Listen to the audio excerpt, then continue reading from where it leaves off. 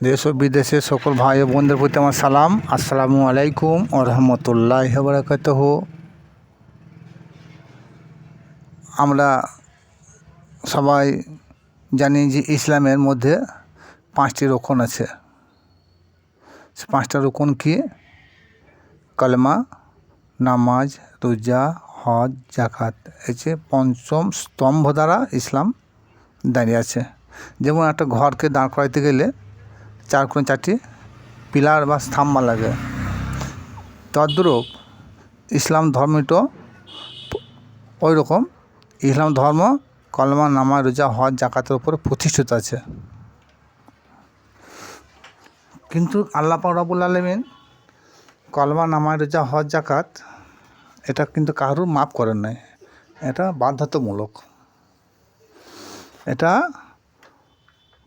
সকলকেই পালন করতেই হবে। আর হজ, জাকাত সবারই জন্য প্রযোজ্য নহে। কাদের জন্য নয়? যারা অর্থহীন,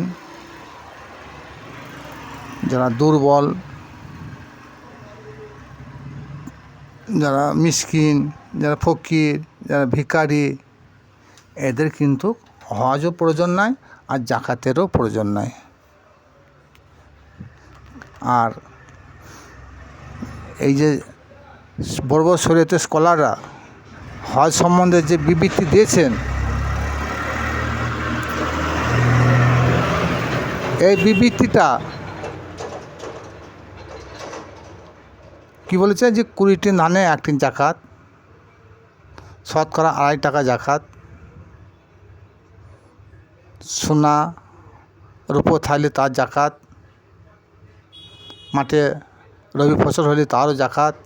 কিন্তু এরকম কথা আল্লাহ পাক রব্বুল আলামিন পাক কালামুল্লায় কোনো একটা আয়াত নাজেল করে নাই যে তোমাদের মালের জাকাত লাগবে, রবি ফসলের জাকাত লাগবে, ধানের জাকাত লাগবে, টাকার জাকাত লাগবে, সোনার উপর জাকাত লাগবে, গরু ছাগলের জাকাত লাগবে, এরকম একটিও তিনি বলেন নাই।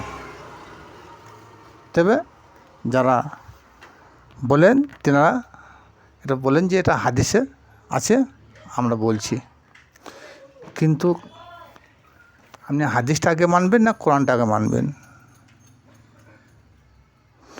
কিন্তু এই যে জাকাতের কথা যেটা প্রচলন আছে সমাজে আমাদের, এটা কিন্তু জাহিরি জাকাত, হাকিকি জাকাত এটা আদৌ নয়। আসুন, সূরা বাকারায় আল্লাহ পাক রব্বুল আলামিন বলেছেন, ইয়া আইয়ুহাল্লাযীনা আমানু আকিমুস সালাতা ওয়া আতুজ জাকাত। এরকম 80 থেকে 82 বার আল্লাহ পাক রব্বুল আলামিন জাকাত ও সালাতের কথা নাযিল করেছেন। কিন্তু আমাদের এটা ভাবতে হবে যে নামাজের সঙ্গে জাকাত কীভাবে দেওয়া যাবে? আল্লাহ তো এটা কোনদিন বলেন নাই যে তোমরা যখন সালাতে যাবে জাকাত দিয়ে যাও, তোমাদের যখন সালাতে যাবে তোমাদের ধন সম্পদের হিসাব করে জাকাত দিয়ে যাও, এটা তো আল্লাহ বলেন নাই। কিন্তু নামাজ পড়লেই জাকাত দিতে হবে। আগেই বর্ণনা করা হয়েছে যে যারা অর্থহীন, মিসকিন, গরিব, ফকির, ভিখারি, এদেরকে হজের আওতায়, জাকাতের আওতায় আনা যাবে না, এদের প্রযোজ্য নয়। কিন্তু নামাজ কাহারুর মাপ নাই, সালাত কাহারুর মাপ নাই, সালাত সকলকেই সালাত আদায় করতেই হবে। তাহলে পূর্বেই বলা হলো যে যার ধন নাই, যার মাল নাই, যার সম্পদ নাই, তার জাকাত নাই। কিন্তু আবার এখানে বলা হচ্ছে যে নামাজ কাহারুর মাপ নাই। তাহলে যে ভিখারি সে নামাজ পড়তেছে, সে কী জাকাত দিবে? হয়তো কেউ বলবেন যে না তার জাকাতের দরকার নাই, কিন্তু তাহলে ওই আয়াতটা কী হবে? আল্লাহ তো বলেছেন যে আকিমুস সালাতা অত জাকাত কাহারুর মাপ নাই। এই আয়াতটাকে সকলকেই মানতে হবে, কি ধনী, কি বড়লোক, কি ফকির, কি মিসকিন, কাহারও মাপ নাই, সকলকেই এই আয়াতটাকে মেনে চলতেই হবে। তাহলে নামাজের মাধ্যমে যে জাকাতের কথা আল্লাহ পাক রব্বুল আলামিন তিনি বলেছেন, এই জাকাতটা ধানের, টাকার, সোনা গহনার, রবি ফসলের জাকাতের কথা এখানে বলা হয় নাই। কারণ আল্লাহ কারো ওপরে জুলুম করেন না। তাহলে এমন কিছু লোক হয়তো ভাববে যে নামাজের মধ্যে সালাতের মাধ্যমে কী করে জাকাত দেবো, এটা তো আমাদের জুলুম হচ্ছে। কিন্তু না, আল্লাহ কাহারুর উপরে জুলুম করেন না। আমরা নিজের উপরে নিজের জুলুম চাপিয়ে নিই। আল্লাহ বলেছেন আমি কাহারুর উপরে জুলুম করি না। তাহলে এই জাকাতের বিধানটা কি হবে? হ্যাঁ, এই জাকাতের বিধান সুফিবাদের এক তফসির থেকে আমাদেরকে বলছি। এই তফসিরের নাম হচ্ছে কোরআন দর্শন। এই কোরআন দর্শনে জাকাতের বর্ণনা দেওয়া আছে। সেটা কি?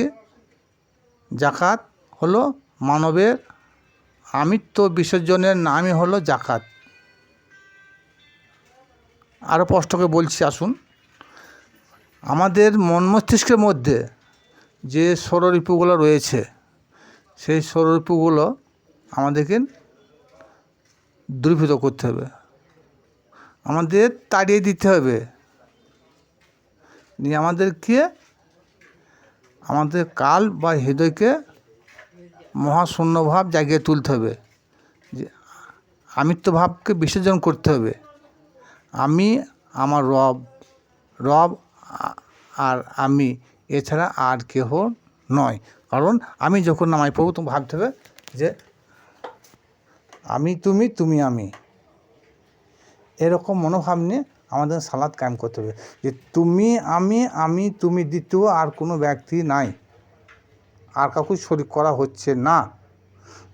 তাহলে আমাদের মন থেকে যখন দেখবে যে আমাদের এই ষড়রিপুগুলা যতক্ষণ পর্যন্ত আমরা দূরীভূত না করতে পেরেছি, ততক্ষণ আমাদের নামাজের মধ্যে মনোযোগ থাকবে না।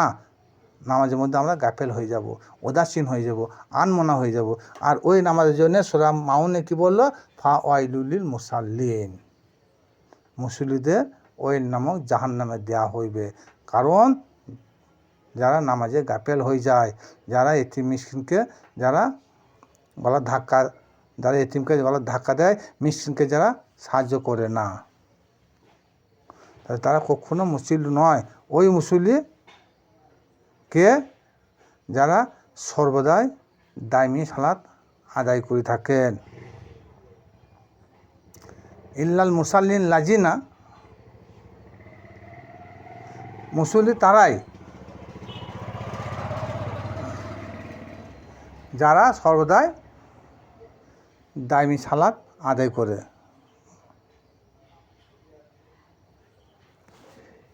তাহলে এটা সূরা মারিজের 23 নম্বর আয়াত আছে। ইল্লাল মুসাল্লিন লাজিনা, তারাই মুসল্লি যারা সর্বক্ষণ দায়মি নামাজে প্রতিষ্ঠিত থাকে বা দণ্ডমান থাকে, তাদেরকে বলা হয়। তাইলে এই পাঁচজাঙ্গানা ওয়াক্তিয়া সালাতের কথা বলা হয় নাই। এই সালাতে পাঁচজাঙ্গানা ওয়াক্তিয়া সালাতে আল্লাহর মিরাজ হওয়া মুশকিল আছে। কারণ এই সালাতের জন্যে হাদিস শরীফে এসেছে, আর সালাতু মিরাজুল মুমিনিন, মুমিন বান্দা যখন সালাতে দণ্ডমান হবে তখন তার সঙ্গে আল্লাহর মিরাজ হয়ে যাবে। ওই মিরাজ, যে মিরাজে আল্লাহ পাক রব্বুল আলামিন তার হাবিবকে আরশ আজিমে ডেকে সাক্ষাৎ করেছিলেন, সেইরূপ তদ্রূপ আমাদের উপরে যে নামাজ এসেছে, সেই নামাজের বিনিময়ে আমরা আল্লাহর সঙ্গে দিদার দর্শন করব। কিন্তু আমরা যারা ওয়াক্তিয়া সালাত আদায় করি, তারাকে বুকে হাত দিয়ে বলতে পারবে যে আমরা প্রতি ওয়াক্তে আমরা আল্লাহর সঙ্গে আমাদের মিরাজ হয়? এ কথা কোটিতে গুটি দু একজন ছাড়া কেউ বলতে পারবে না। কিন্তু হ্যাঁ, আল্লাহ পাক রব্বুল আলামিন কিন্তু মিথ্যা বলেন নাই। তাহলে কীভাবে হবে? সেই দর্শন করতে গেলে, সালাতে মিরাজ হতে হলে কী করতে হবে? দাইমি সালাত আদায় করতে হবে।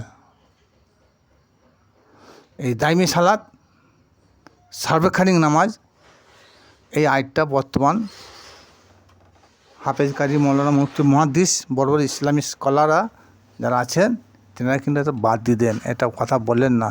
তেনারা কী বলেন? যে হাদিস শরীফে এসেছে 5 ওয়াক্ত নামাজ পড়তেই হবে। কিন্তু সবই ঠিক আছে, কিন্তু আল্লাহ পাক রব্বুল আলামিন যে বলেছেন আকিমুস সালাত অত জাকাত, সালাতের মাধ্যমে জাকাত তোমরা কীভাবে দিবে?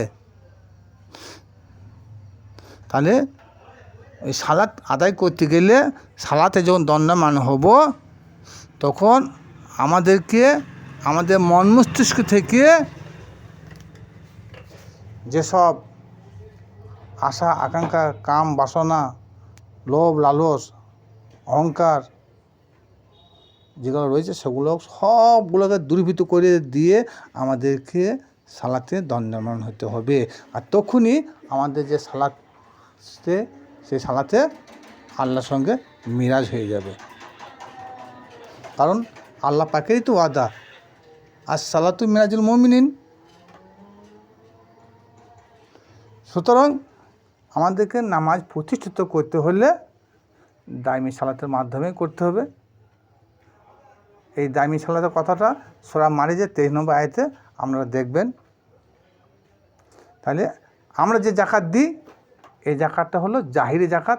এই জাকাতের কথা আল্লাহ পাক রব্বুল আলামিন কোরআনে কোনো জায়গায় বলেন নাই। আর একটা কথা,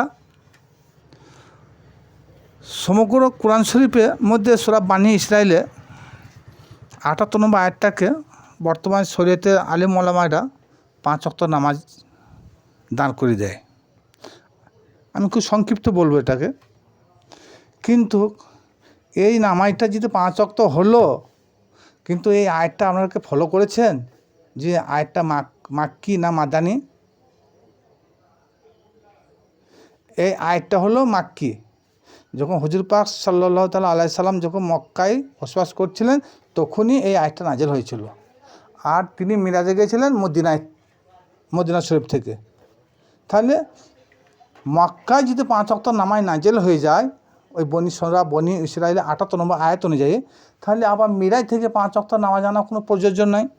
যে এটা আল্লাহর নবী এনেছেন, এটা হাদিসে রয়েছে, যেখানে কোরআন যখন সাবুত দিচ্ছে, তাহলে আবার এর সঙ্গে হাদিসে 5 ওয়াক্ত নামাজটা এখানে জোড়ার কোনো প্রয়োজন নাই, অত গুঁজামিল করা কোনো প্রয়োজন নাই, এত তর্ক বিতর্ক করা কোনো দরকারই নাই। কিন্তু না, মানে এটা সম্পূর্ণ গুঁজামিলের বর্ণনা। সূরা বানী ইসরাইলে 78 নম্বর আয়াতে যে কথা বলা হয়েছে, এটা কিন্তু সব রূপকভাবে আল্লাহ পাক রব্বুল আলামিন বর্ণনা করেছে। যে সূর্য কথা বলেছে, যে অন্ধকারের কথা বলা হয়েছে, সেই সূর্যের কথা হচ্ছে মানুষের জীবন। সূর্যের কথা বলা হয়েছে, জীবন সূর্য যখন অতিবাহিত হয়ে যাবে তখন মরণ আসবে, তখন মরণের সময়টা হচ্ছে অন্ধকার সময়। আকিমুস সালাতা লিদুলুকি শামস ইলা গাসাকিল লাইল।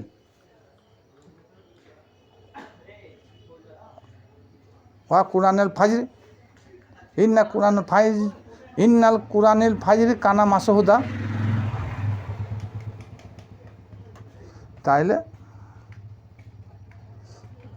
এই আয়াতের সঙ্গে 5 জাগানা নামাজের কোনো কথা হতে পারে না।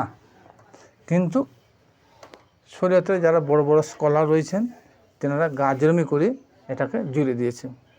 কিন্তু কোরআন সাক্ষী দিয়েছে যে তোমরা সকাল সন্ধ্যায় সালাত কায়েম করো।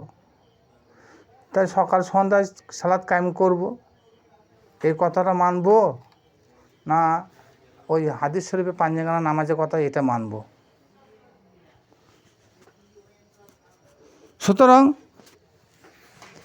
সুফিবাদের মতদর্শনে মিরাজ থেকে যে পাঞ্জেগানা নামাজ হুজুর পাক সাল্লাল্লাহু তাআলা আলাইহি সাল্লাম এনেছেন, কিছু হাদিস বিশারদগণরা প্রমাণ করেছেন, সুফিবাদের মধ্যে এটা কোনো ভিত্তিহীন, এটা ভিত্তিহীন হাদিস। কারণ এটা কেন তারা ভিত্তিহীন প্রমাণ করেছেন? যে কোরআন অবমাননা হচ্ছে, কোরআন অবমাননা যাহাতে না হয় তার জন্যে এই হাদিসটাকে উৎখাত করতে চেয়েছেন। কারণ এটা পাঞ্জেগানা নামাজ, কিন্তু সূরা মারিজে বলছে যে তোমরা সার্বক্ষণিক তোমরা সালাত কায়েম করো।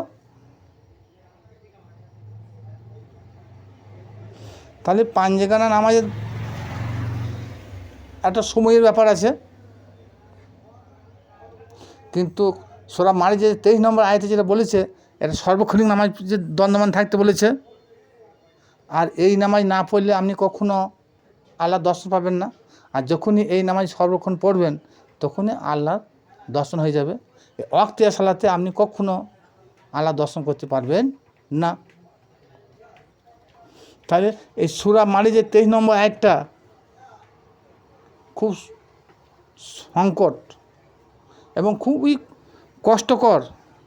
তার জন্যে আলেম সমাজরা বেছে নিয়েছেন যে সর্বক্ষণ নামাজ পড়ার দরকার নাই, ওই পাঞ্জেগানা নামাজই যথেষ্ট।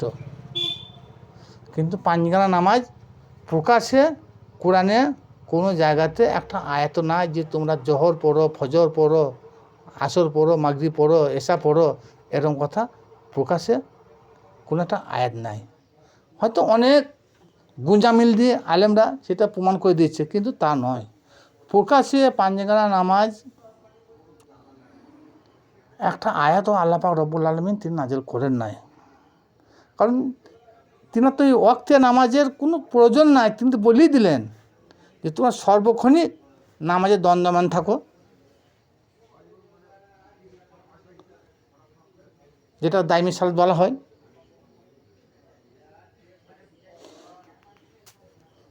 তাহলে কি বর্ণনা হলো যে নামাজের মধ্যে যে সালাতের মধ্যে জাকাত দিতে হবে, সেটা ধান চালের জাকাত নয়, টাকা পয়সার জাকাত নয়, সেটা মানুষের আমিত্বের জাকাত। এই আমিত্বের জাকাত না দিয়ে যদি নামাজ পড়া হয় তাহলে সে নামাজ পড়া হবে, লোক দেখানো হবে, কিন্তু আল্লাহ দরবারে গৃহীত হবে না। আসসালামু আলাইকুম ওয়া রাহমাতুল্লাহ।